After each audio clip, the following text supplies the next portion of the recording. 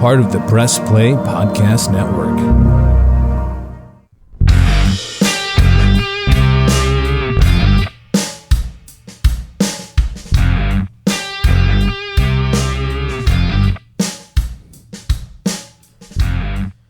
Hello. That's enough hellos. Did you notice that was like on beat? I felt like a beastie boy. Something. More like a basted boy. Yeah. I think that's closer on to account reality. of the fatness. I think we all understood what you were going This for is the there. Ball Card Show, the sports podcast. For the Sports Collective. As always, we are brought to you by the Press Play Podcast Network. And what's your name? Gary. My name is also Gary. That's not true. Thank God. My name is Jason. We're glad to be here. If you were not down in the studio recently, you missed it. My daughter intentionally farted on Gary. Yeah, it was awkward. She came down, stole a slice of our pizza, Yeah. walked over to Gary with a Merry Christmas, You Filthy Animal t-shirt, Yeah, which I respect the game. 100%. Then she pushed, almost a grunt, to let out a silent but deadly fart that had some reverberations. And her comment was, "You can taste that if you want to." That was the comment. Daddy's girl. Sugar and spice and everything nice. Oh, yeah. That's what little girls are made of. Hey, we're back.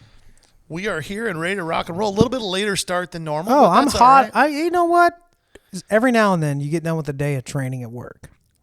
And Yeah. somebody says, "Hey, guys, I got a company card.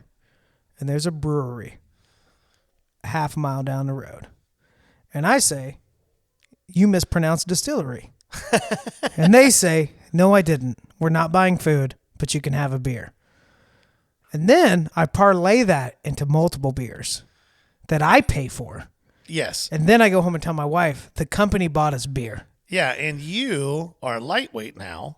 Yeah, because I don't drink that much. Right. So 2 craft beers, and I came home looking like Ichabod Crane, wondering where the horse was running. He comes home and looks at me and goes, "Order pizza now." And we did. We did. Deep dish.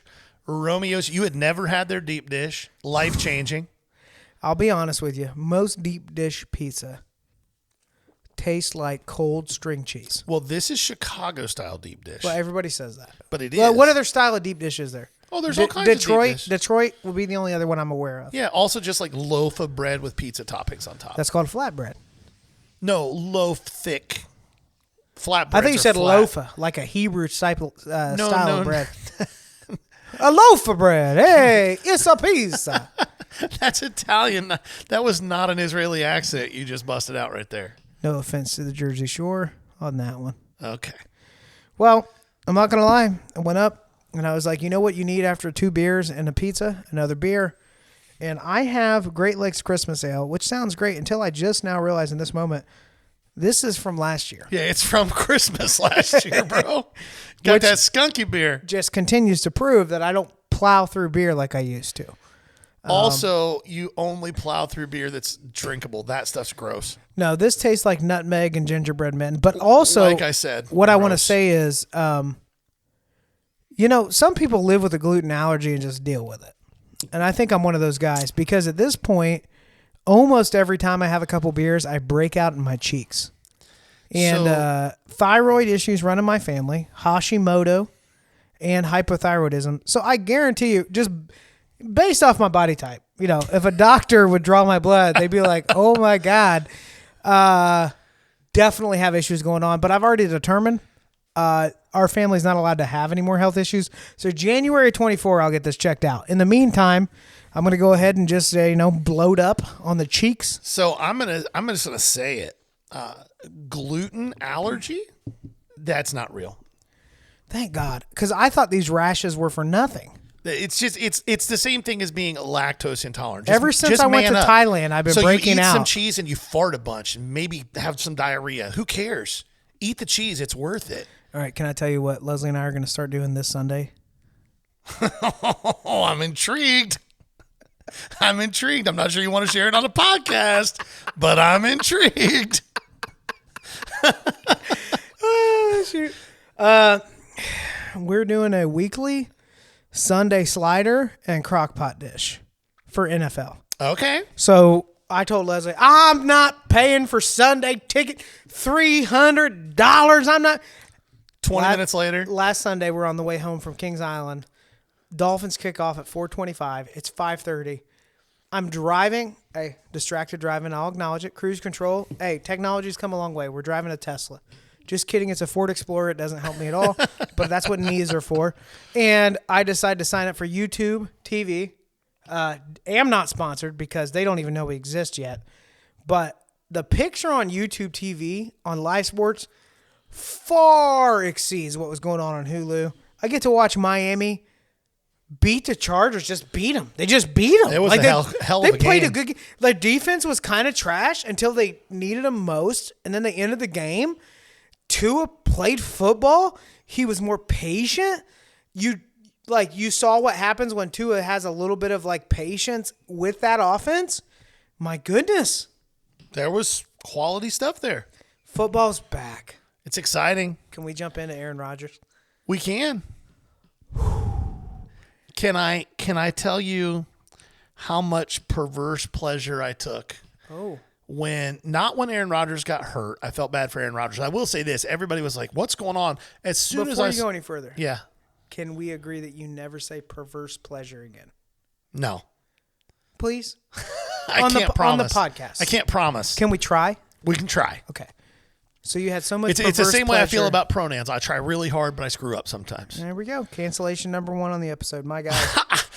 I don't understand. So anyways, when they did the first replay in somewhat slow motion, I saw the calf roll up. I was like, he just tore his Achilles. Yeah. That's that. The calf just rolled up. Yeah, it was like another sock rolled up underneath his it's sock. like when you see somebody's bicep tear and that thing just rolls up like a fruit roll up, you know.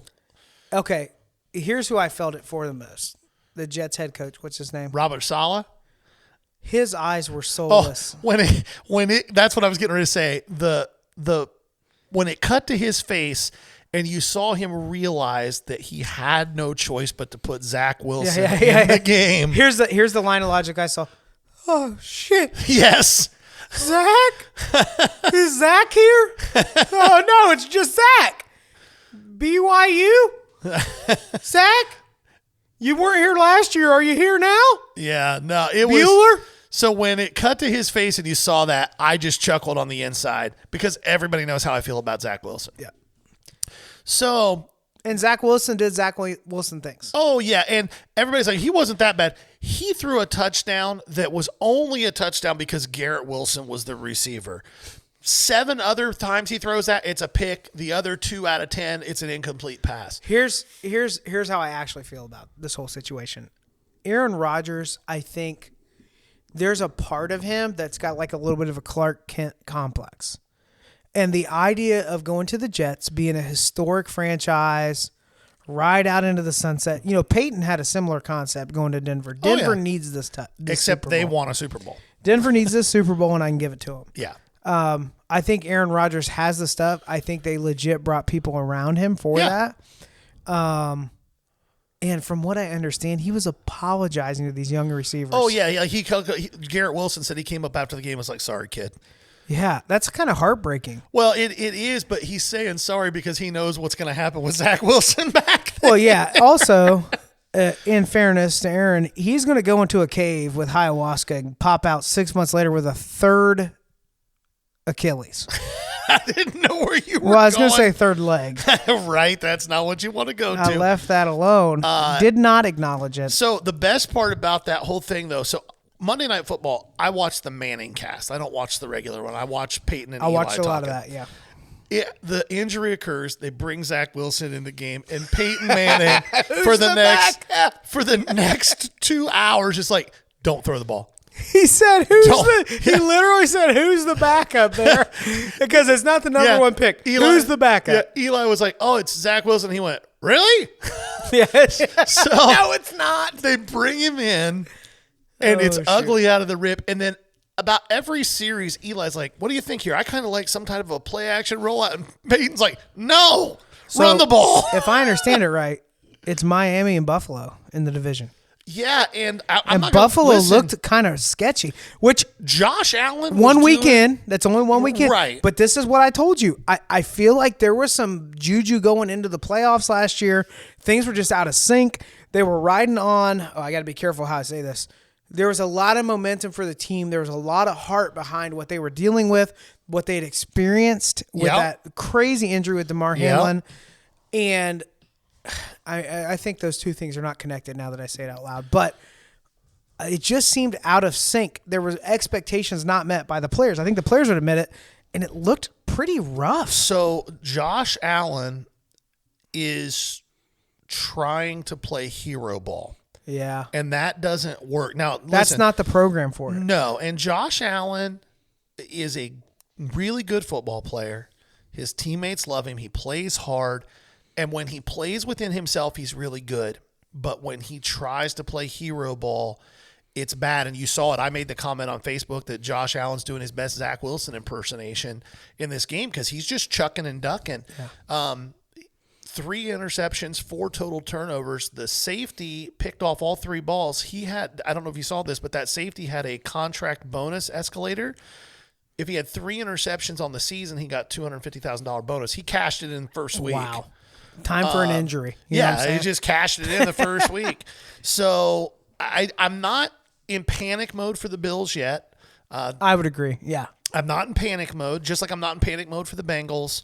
I'm not in panic mode, but if you show me 2 more weeks that look similar to that, I'm going to be real nervous about what's going on up there. Yeah. So if I'm the Giants, maybe I'm in a little bit of panic mode. Here's some irony. Oh, yeah, the Giants. Although the Dallas Cowboys fans, defense is terrifying. Yeah, that defense is good. Everybody calm down. Yeah, but everybody calm down. The defense is terrifying. How's the Giants offense? I think the Giants offense is going to be very similar, maybe a little bit better than it was last year, but here's what they were not ready for. That Dallas pass rush might break the NFL single season sack record for a team. It's that front 4, especially with the versatility that Micah Parsons gives them, being able to stand up anywhere, is just terrifying. If Dak knew there would be this good of a defense, he never would have let it happen. Well, and here's what you need to know about that game. Micah Parsons has a podcast, and Micah Parsons on his podcast ripped the Giants coaching staff because he was like, why did you keep your quarterback in? You just paid this kid all this money. If he goes down, your season is done. Yep. You got nothing behind him, and he's a pretty good player. Yep. Why aren't you protecting him? The Bengals benched Joe Burrow in the 4th quarter. They just waved the white flag. We can't come back and win this. Just pull him out. We're going to protect him, not get him hurt. They left Daniel Jones in there to get the shit kicked out of him. 7 sacks, 12 hits. Here's a weird thing bad. with Daniel Jones. I still think he's a good quarterback. He's solid. Maybe I'm missing something, but there are a lot of programs you could drop him into, and I think he's going to be very successful. Yeah. But if he's getting hit like that, there's a Ryan Tannehill complex that's going to happen. Yeah. You know, Tannehill ended up having a few good years in Tennessee, but when he was in Miami, he was damaged from all those sacks. There was a season with like 50, 60 sacks on him. And there's a certain thing with quarterbacks, and one of the things I will say about Daniel Jones, he doesn't have that. One of the things that made Tom Brady so great, and when you look at Patrick Mahomes, you see it too. Even Dak Prescott, even though I don't think he's very good, has this. At no point in that, if Tom Brady had taken some of the hits on bad sacks that Daniel Jones took in the first half of that game, Tom Brady would have gotten a flashlight and climbed directly up the ass of his entire offensive line. Daniel Jones didn't say a word to anybody. Like, Tom Brady would have been over in those guys' faces saying, get your shit together. You're better than this. And I'm not interested in being back here dying. So figure it out. Daniel Jones just sat on the bench and looked shell-shocked. That's the one thing about Daniel Jones. I don't think he has that leadership in him. Yeah, I just don't think he has that in him. There's a lot of Eli Manning in him. Well, believe it or not, Today's episode is not about football. No, it's just week 1 though. So week 1, we're excited. But as promised for several weeks now, with much delay, we're going to jump into prospecting, which you get your annual summer episode with us. We're going to go through Bowman Chrome firsts that are being released as we speak. It just came out this week. We're going to talk through several different prospects. 10 guys. Yeah, 10 guys. We're going to take a look at what they're doing, what they're projected to do. And our goal is to give you a little bit of insight as to if you're getting into breaks or looking for players, some prospects to watch out for. Gary is very much statistically driven. I have a tendency to take a look at swings and point out things that I'm seeing or not seeing. So we're gonna kind of jump into that for the next several minutes. So if you are not a baseball person, I'm sorry. We are. So this there's a lot of content here. Also, I want to give a shout out. This week I had 2 or 3 different messages from new listeners checking out the podcast that are just getting back into the hobby. So just a quick reminder to you, if you're jumping back in, you haven't done this for the last 20, 30 years, you are not alone. There are a lot of us in the same boat, especially those of you that are like mid-30s through mid-50s. If you're asking questions about comping, how do you price things, where do you sell things, where do you buy things, I'd really encourage you to go back to season 1. There's a lot of information in there where we kind of give an introduction to what the hobby's become. One caveat, the market is very different than it was even 2 years ago. Yes. But the concepts are the same. Yes. So the places that you can find to buy, sell, trade, what you should invest in, your different approach, your risk tolerance, if you're a gambler, if you're somebody that just likes to buy for collections. So thank you for checking it out. If you find value in the show, as always, we encourage you to take a minute and leave a review. Yep, we hope it's 5 stars. If not, tell us why. Yeah. And then we'd love to see you at a show sometime soon. Coming up this Saturday, the 16th in Columbus, Ohio, South High Street. We will be at the South High Card Show. What is it? Legion VFW? I always get it wrong. It's Southway American Legion. Southway American Legion, right across from the Old School Drive-In Theater. Gary and I will both be set up. We'd love to talk with you, say hey. We've had listeners pop in. Some of you have stopped by to give me some Eric Davis gifts, which I just can't say. It's awesome. Yeah. Whether it's a 5-cent card or a $500 card, like just the thoughtfulness has been fantastic. And, we were down 2 hours away from where we live last week. And some of you popped into our table and talked about the last episode. So we're humbled by that. We love it. We're just a couple guys recording in my basement that I call a studio, and we love talking cards with you. So take a second to leave a review. Let us know how it's going and share it with your friend. Without further ado, I'm going to pull up my phone because I will mispronounce names and get them wrong, but I'm telling you, I have watched these swings and I have opinions. Okay. All right? So be patient with me as I go through what I'm seeing. But, I'm going to get these wrong right away. I'll correct you. Don't worry about it. Let's jump in. So Bowman Chrome has released this week. For those of you that are getting back into the hobby, asking questions about it, Bowman has a few different products for baseball. Bowman's specialty is prospecting. So if you know this, good on you. If not, we want to educate and bring everybody into the circle. Bowman specializes in telling you how prospects are doing, players to watch for, and they're known for having basically what's called kind of like a pre-rookie card. So a Bowman First is the first licensed baseball card affiliated with an MLB team. Is that a good way of saying it? Professional uniform. Professional uniform. For the first time. There are other products that'll have like minor league uniforms and all that. They carry some value, but it's not quite the same. Right. The benchmark is the Bowman Chrome First. So for those people that are like, I like Topps rookies, if you want to go up just a notch and do a little bit more homework and have a little bit more value, you're going to take a look at the Bowman Chrome First because that's their first licensed MLB uniform prospect card. Correct. See, man, I did that better than you thought. I think it's the Christmas era. I'm just ready for you to butcher these names so we can get back to normal. The look he just gave me, guys. There are times where I wish even more that we were set up for video because the looks that I get are amazing sometimes. All right, let's just jump in because I'm a little bit annoyed with what you just said. Felnin Celestin. That was close. Felnin Celestin. Felnin Celestin. Celestin. I know. I'm just testing you. With Seattle. So Yep. let's jump in. So one thing that's kind of weird, last Bowman product we talked through a lot of catchers that we're keeping an eye on. It's happening here as well. Historically, somebody coming up through the minors as a catcher is looked more as a glove than they are a bat. It really does seem like that tide's kind of changing a little bit, doesn't it? Why do you think that's happening? I think that teams are putting more of a premium on putting athletic kids in that spot at the high school and college levels. It's a sneaky spot. It's not so sneaky anymore, but it's a sneaky spot to put a good bat because most people don't think about that. You look at a lot of these guys we're going to talk about today that fall into that bucket, or guys in previous. Harry Ford is the best example of this. JT Realmuto was probably the first guy that came along in a really long time where you looked at this dude and went, he could play 6 positions. JT Realmuto at his peak was going to steal 25 to 30 bases, hit 25 to 30 home runs, hit 270, 275, and have incredible defense behind the plate because he was a spectacular athlete. Harry Ford is in that vein. Like, how many times in life until the last 2 or 3 years, knowing the game of baseball, did you look at a guy and go, he could be a really great catcher or a really great center fielder? Yeah, this was not the case. And you're seeing more and more of that where guys can play utility.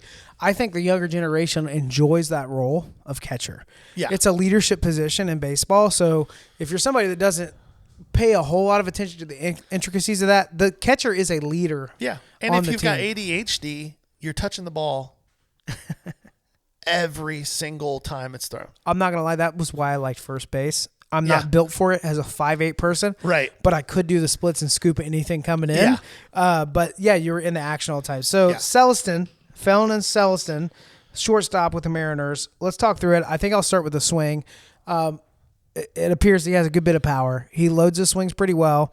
The only knock that I have is that his balance isn't quite there yet. So if you watch him in BP or at bats, he has a good tendency to get bat on ball. However, you're going to see a few stutter steps. So the best analogy I could give is if you watch a golfer that makes really good contact, but their back foot comes through the swing, it's like almost quite there. Yeah. And I think that he will be there. Still young. How old is he? He turned 18 just turned today. 18. Yeah. So today. But pop, aggressive swing, pretty smooth. Balance is something I think he needs to work on a little bit, but I think it's going to get there. So it's very, very rare that a kid from the Dominican doesn't ever take a professional at bat in the DSL. We have no stats for Celestin at this point because he hurt his hamstring early this year and he's been rehabbing that and getting it right. But by all accounts, the Mariners are not going to have him play in the DSL at all. He is going to start the spring in the complex. I don't think they're crazy enough to throw him to the Wolves in the fall league this year, but he will start spring in the complex, and I'll be shocked if he isn't out of the complex within 10 games and into low A. Qualifier. I don't know if I said this, but I think I did. Every person we're talking about has a Bowman Chrome first in Bowman this Chrome, product. in this new release of Bowman Chrome. So Celestin is and I know this is a not PC thing to say right now, but I don't know how to say it. Celestin is a Wander Franco starter kit with more power. That's what Celestin is. The bat to ball is crazy. The bat speed is elite. The glove is plus. He's a 5-tool guy, a potential plus 5-tool guy across the board. And if one of those tools can get to plus, then we're talking about a unicorn type prospect. Yeah. So is there risk? Of course there's risk. He's just turned 18 today and he hasn't taken a professional at bat yet. You're going to see a lot of that with this product. So international signees in general tend to be high risk, high reward. Yeah. So I'll say this year's Bowman Chrome is not a bad product to store away based off of that. There are a lot of flyers in this product. It's just a tough product. For me, it's a tough product to stash because it's expensive. It is expensive. There's only one retail SKU, and that's Megas, and they're Walmart exclusive and Hobby Shop exclusive. I mean, and they're going to be $65 a piece. What's a hobby running? Not jumbo. Well, there's no jumbo for Chrome. It's just HTA. You're right. Hobbies their SRP was $289, but they're $330 right now. So honestly, if you're somebody that does buy wax, when I say that, I mean, the only reason I'm bringing this up is we had a lot of new listeners lately asking questions. So when we talk about buying wax, what that means is you're buying a sealed product and you're hanging on to it for a little while. Because there's so many international prospects in this particular release and very young ones, where there's a lot of guys in their teens. Yeah, that tends to be the case with Bowman Chrome. So from an educational standpoint, and Jason, just tell me to shut up if I get too deep in the weeds. Shut up! The international class is not the same as anything else. There's no draft. It's called a J15 signing period. You're putting a lot of confidence in the scouts. Yeah, and so you're signing kids as young as 16 for millions of dollars. Yeah, the difference is now it's $3 million, and 5 to 10 years ago it was $300,000. I think Celestin was 4.4. Well, the next one we're going to talk about is 3.1. Yeah, and as a catcher. Yeah, in their teens. Yeah. So Celestin, the thing with the Mariners right now is they're kind of like the Reds. They've got a very loaded infield set. Mm-hmm. So at shortstop, you've got this kid who's coming in next year fresh. You have Michael Arroyo, who played really well this year. You've got Cole Young, who was their number 1 pick in 2022. So shortstop is kind of thick right now. So it's a question of who moves off where or who gets traded. Celestin's a kid that if he pans out at all, though, I don't think they're going to move him. So it'll be one of the other guys. So, okay, next. All right, let's keep it moving. Let's go to Cincinnati, our favorite team, Alfredo Duno. So taking a look at him, here's what is happening uniquely in the catcher role. This is a guy that's actually a tremendous catcher. So his ability to frame is above most, which with whatever is about to happen with pitching, replays, and all that, catchers are about to have a much more vital role because if they can frame well enough to avoid having a review, that's going to be a huge play in the game to come. So just watching his glove, fantastic. He's got a well-balanced, powerful swing.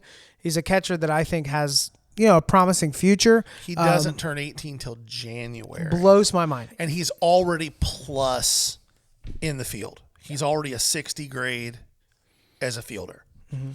So go ahead. Sorry. You think he's going to be a more affordable person in the product? No. No. The Superfractor already got pulled. The Superfractor Auto, and it's up on eBay for $8,000. $8,000. Yeah, I think it probably sells for 5 to 6 is my guess. So if you're somebody that is opening Bowman Chrome and has not done this before, unless you have a player that you're convinced is going to be the next Mike Trout for the hobby. I don't care if you're convinced. Well, unless you think somehow this is going to be magical, like the level of performance would have to be ridiculous. If you pull a big card on one of these guys and you're at all interested in having money, sell it right away. That particular card I just talked about, sell it for $8,000, and 6 months from now, buy it back for $5,000, pocket the $3,000, and hold on to it then.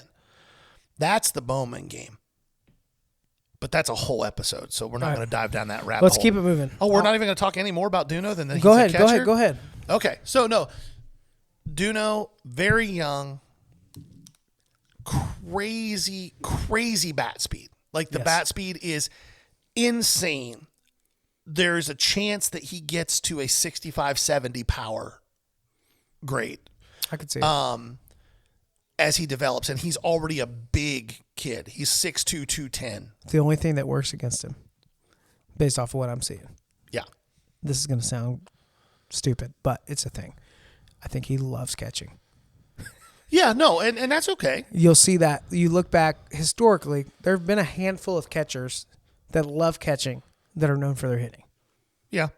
So it'll be something to watch long term. In the short term, if you're investing in this kid, I don't think you can lose. Yeah, this is a kid that if I'm buying his stuff, I'm going to be buying non-auto chromes and colors.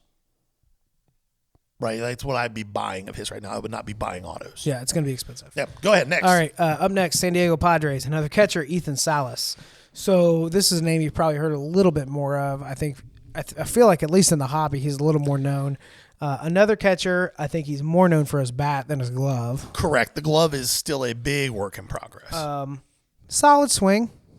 I think he's going to be somebody that can hit well for average. What do you think about his power, speed, all that kind of stuff? So speed is not really his game. I think power can get to plus. Hit tool is already plus. Arm is plus.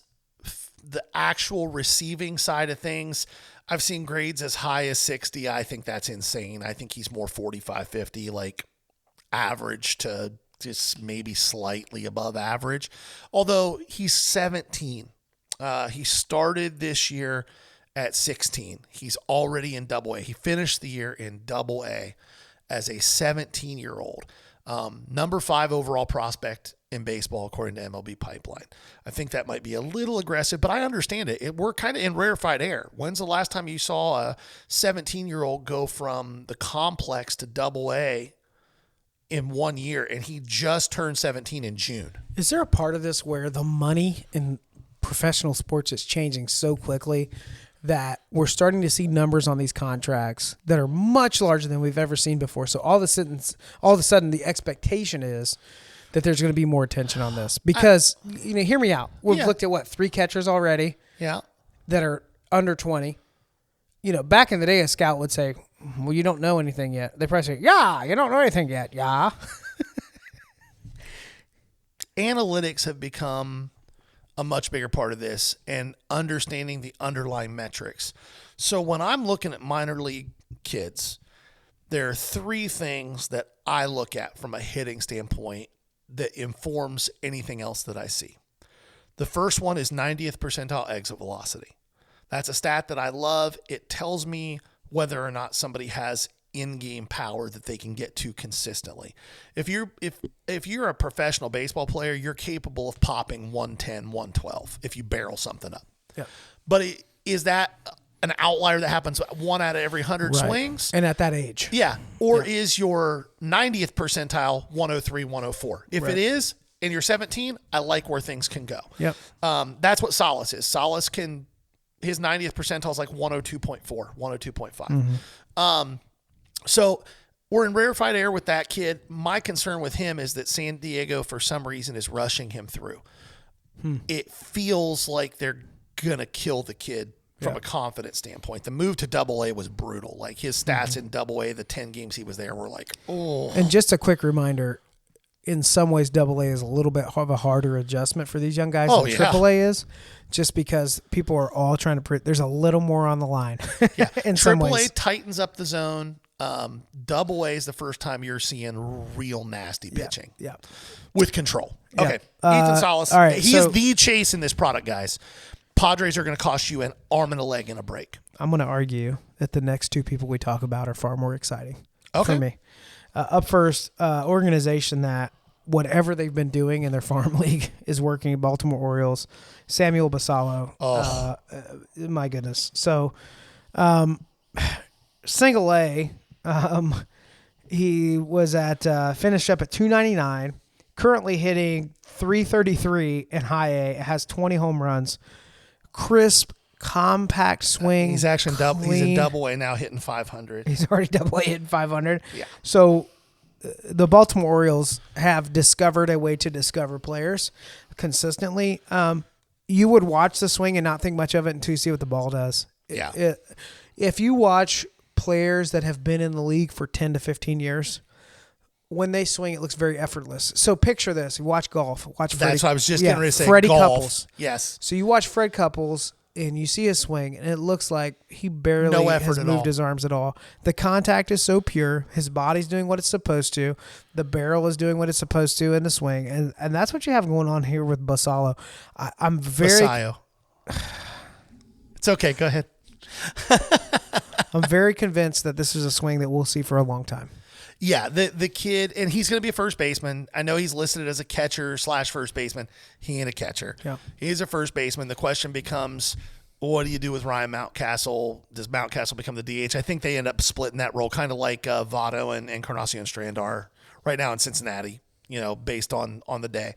But I'm with you. The thing that to me that's most impressive about Basallo is not the power. The barrel control is freakish. The hands are freakish. He's one of these dudes, and if you've never played baseball and really swung a bat against real pitching, you won't understand what I'm saying. but anybody who has will.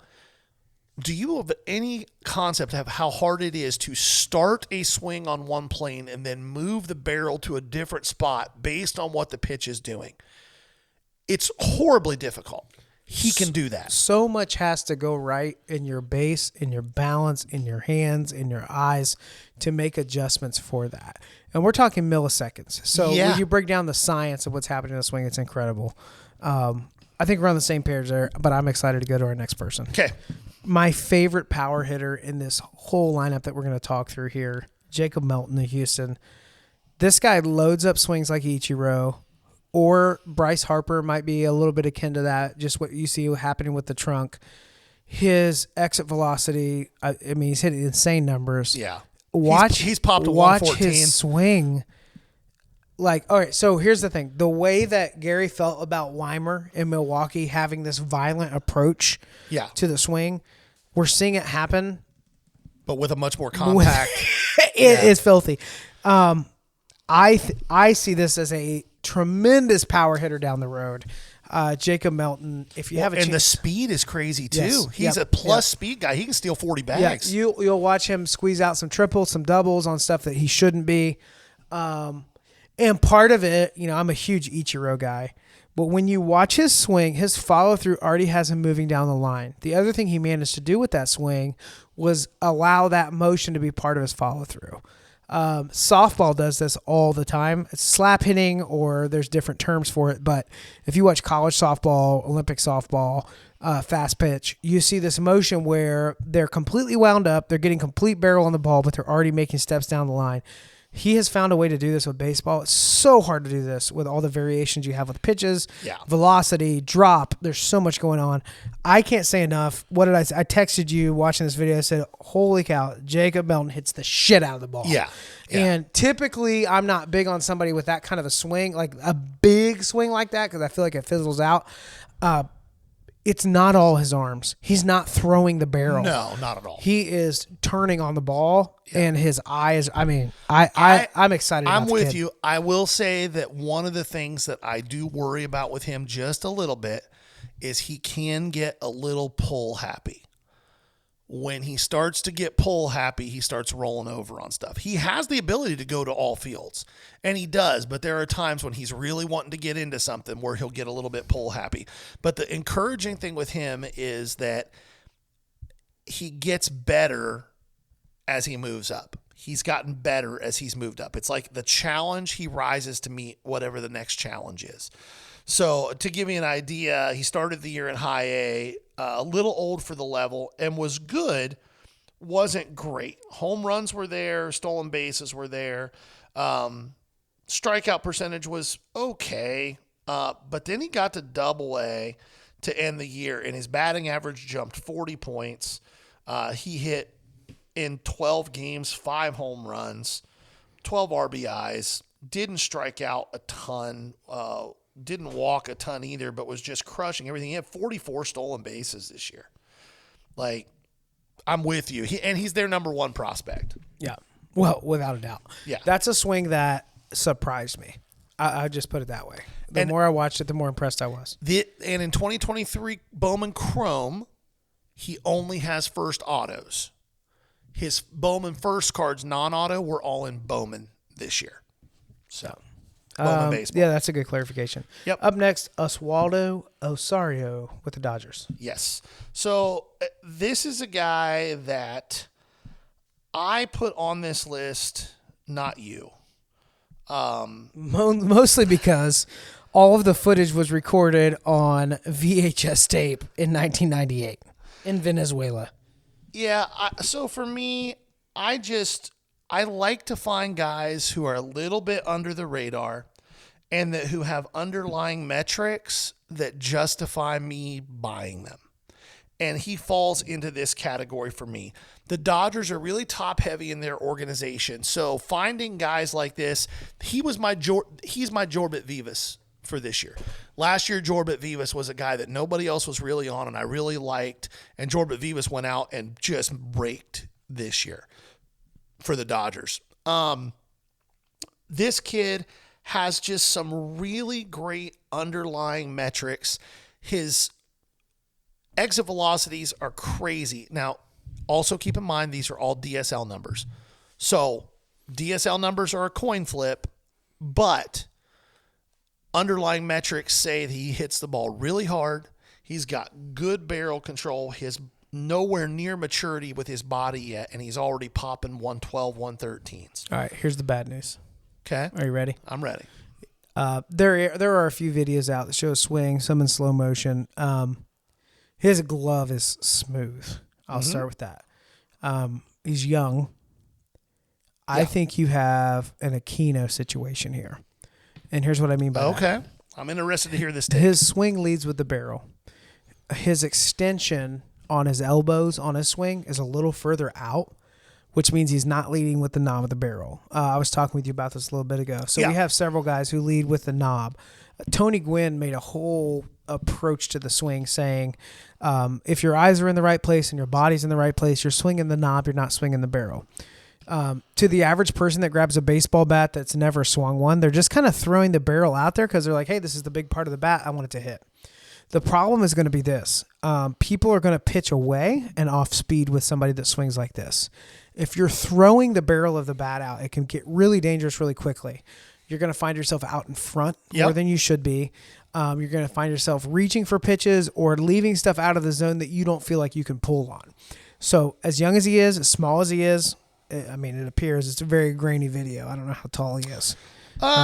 He's actually pretty projectable. He's like 6'1", 175. Okay, so he's got some weight to put on. Yeah, right? yeah. He's really young, and that's my rebuttal to all that. My rebuttal to that is you're 100% correct, but he's just turned 18, and he'll be in the complex this spring. So I think, and the Dodgers do a really good job of developing this type of player. If the metrics are hitting on exit velo, yes. So when we talk about that again, and his in zone contact is good too. I could see contact being there as well. Yeah. I don't know how crisp it is. Who was I talking about a minute ago? Whose eyes were? Was it? No. Who was it? Basallo. Basayo, yeah. Basayo. Yeah. Yeah.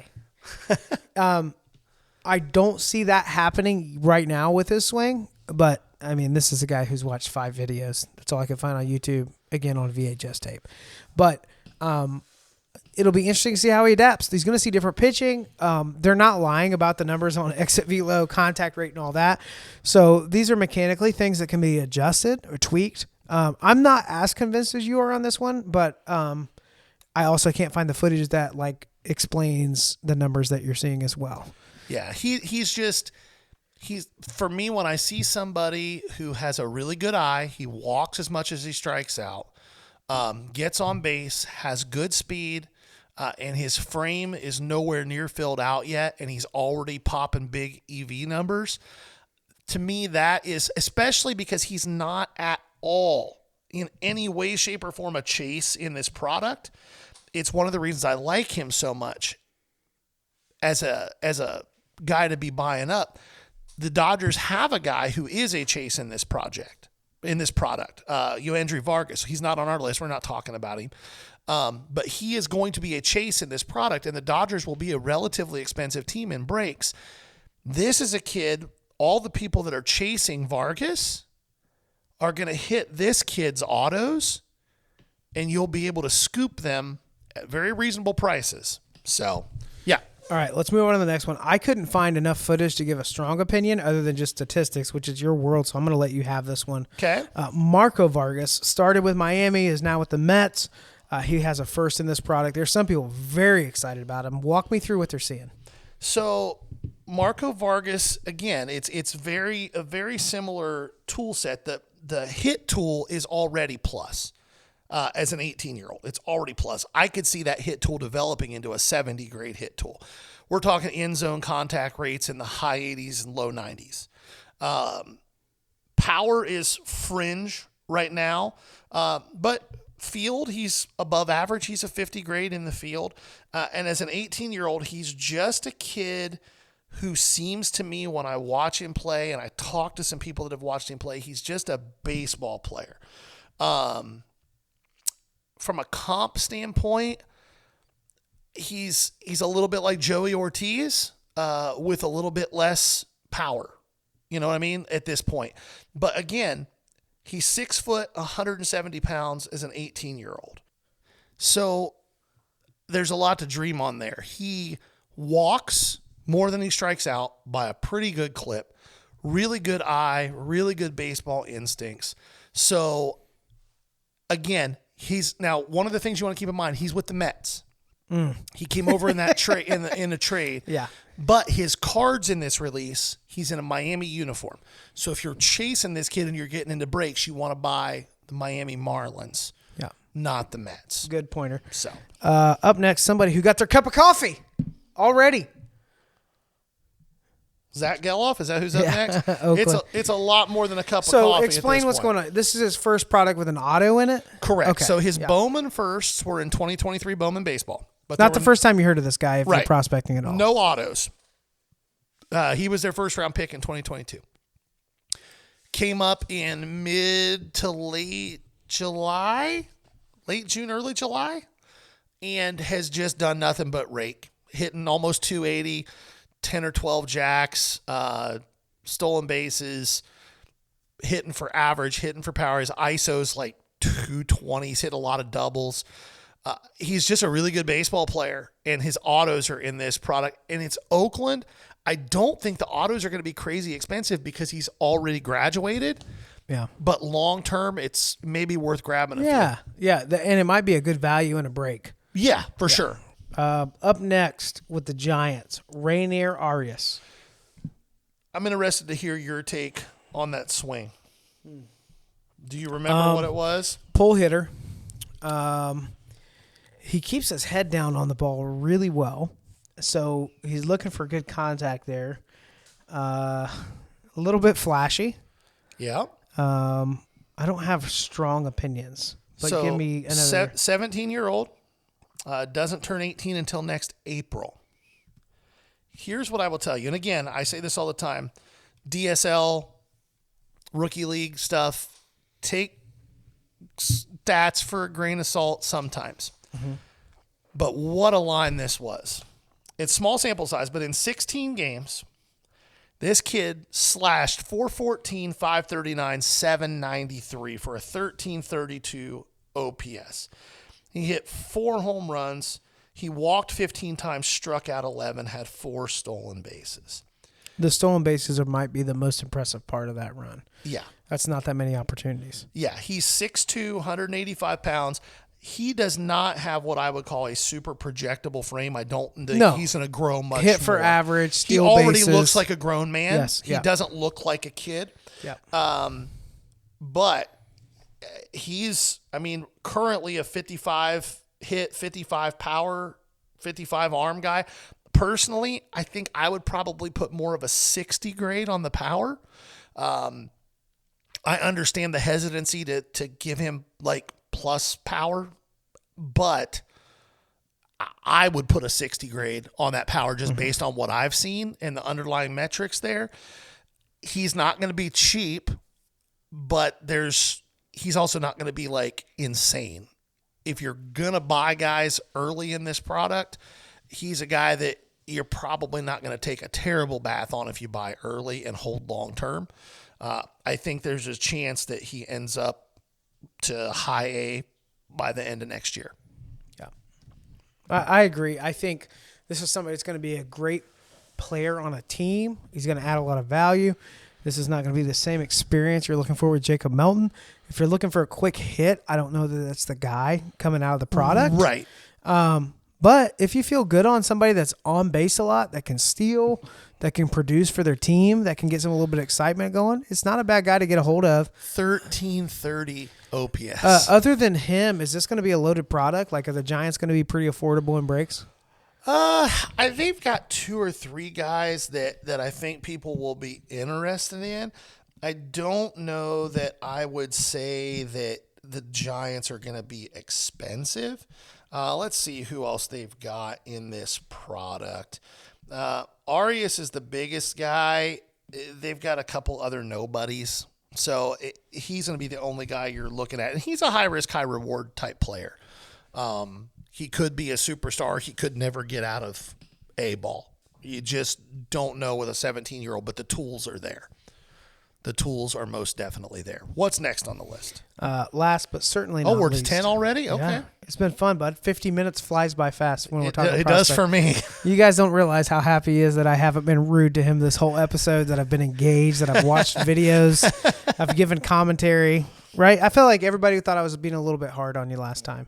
Yeah. I do like talking about this. I just don't want 20 names.